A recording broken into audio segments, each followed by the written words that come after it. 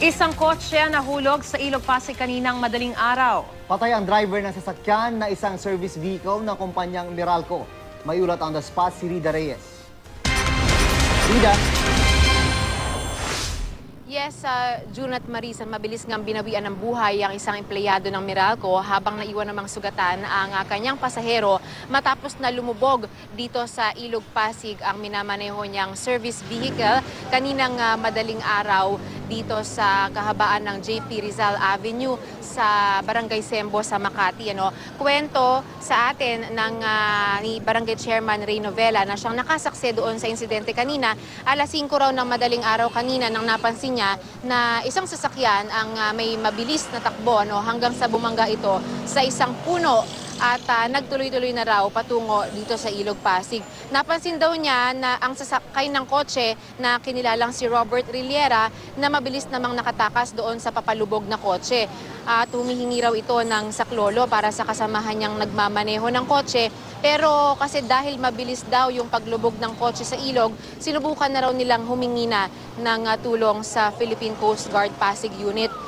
June Maris, na-recover ang labi ni Jose Marie del Rosario, ang substation man ng Meralco at siyang nagmamaneho nitong service vehicle. Sa ngayon ay nagpapatuloy pa rin ang investigasyon ng pulisya pero posibleng araw na self-accident ito nga nangyaring ito dahil wala namang nakabangga ang kotseng ito at wala rin namang iniwan na anumang skid marks sa kalsada. May narinig na akong malakas na pagbangga. May bumanggang kotse sa puno, then bumagsak siya rito sa may steps, then towards sa ilog agad. Allegedly may nagsasabi na ganun ang bilis ng takbo. Kasi hindi naman mapupunta ang driver at sasakyan doon sa area na napakalayo para tumilapon. Pag mabagal lang yan, hanggang gutter lang. June Mariza, agad din naman na pinagtulungan ng Meralco at ng Philippine Coast Guard ang pag-angat doon sa service vehicle mula doon sa Ilog Pasig kanina. Nawarak din naman yung unahang bahagi dahil nga ito'y tumama o bumangga muna sa isang puno bago nalaglag doon sa Ilog Pasig. Samantala, naghihintay pa rin tayo ngayon ng official na pahayag mula sa pamunuan ng Meralco. Yan muna pinakalitas mula rito sa Makati, June. Rida, dun sa pahayag ng pulis ay parang sinasabi niya medyo may kabilisan siguro yung pagpapatakbo ng driver, no? Kaya rumampa ito at napunta dun sa ilog. Diyang bahagi na yun, alam ko nadadaanan ko rin yan eh. Wala bang harang dyan na Rida na maski pa paano eh?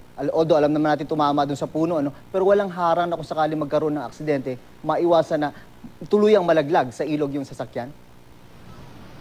Alam mo, June, dito kasi sa may kalsadang ito, wala kasing anumang railing o harang. Pero itong sidewalk na ito, bago itong Ilog Pasig, ito kung makikita ninyo, walang anumang harang. Yan yun, Kasi ang reason naman daw dyan ay dahil ito yung parang nagiging crossing para doon sa mga kababayan natin na tumatawid papunta dun sa kabilang part ng ilog. Kaya nananatiling walang railing dyan. Pero kanina napansin nga yan ng alkalde ng Makati at ang sabi nga ni Mayor Kid Peña, dapat nga raw kailangan na i-prioritize na lagyan ng railing man lang itong bahaging ito para kasi lalo kapag madaling araw maraming mga dumadaan dyan at mabilis yung takbo ng mga sasakyan at medyo pakurbada pa sa bahagi ito. Kaya ang tendency, merong nangyayaring mga insidenteng ganito, June. Ang isa pang tanong, Rida, paano hindi nakalabas yung driver doon sa loob ng kotse?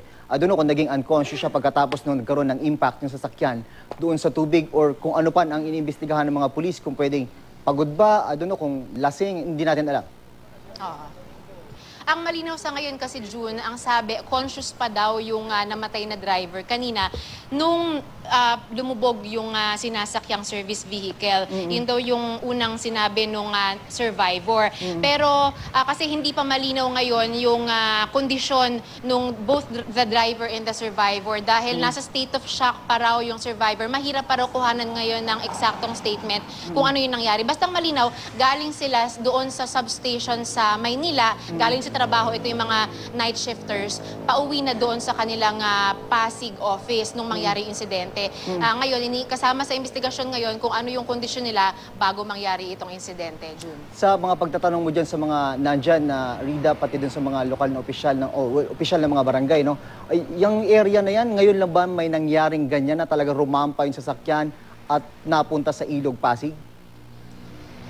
hindi raw ito ang first time, June. In fact, in the past, nangyayari na raw talaga ito. Hindi naman ganun kadalas, ano? Pero hindi raw ito ang unang pagkakataon dahil, yun nga, gaya ng sinabi ko kanina, kurbada nga ito. Tapos kapag madaling araw, pwedeng nagkakasalubungan yung mga sasakyan dito. May tendency raw talaga na mag-overspeed yung mga ibang sasakyan na dumadaan sa bahaging ito. Kaya ang pangako rin kanina ng alkalde, maglalagay din daw siya ng mga reflectorized signages at saka kailangan daw talaga may magmamando sa area nito kasi medyo kulang din daw yung ilaw sa bahaging ito ng kalsada, June. Kaya sa mga motorista, pagdating nyo sa approach na yan, magbagal na po kayo ng inyong pagpapatakbo dahil delikado pa ang lugar na yan. Maraming salamat, Rida Reyes.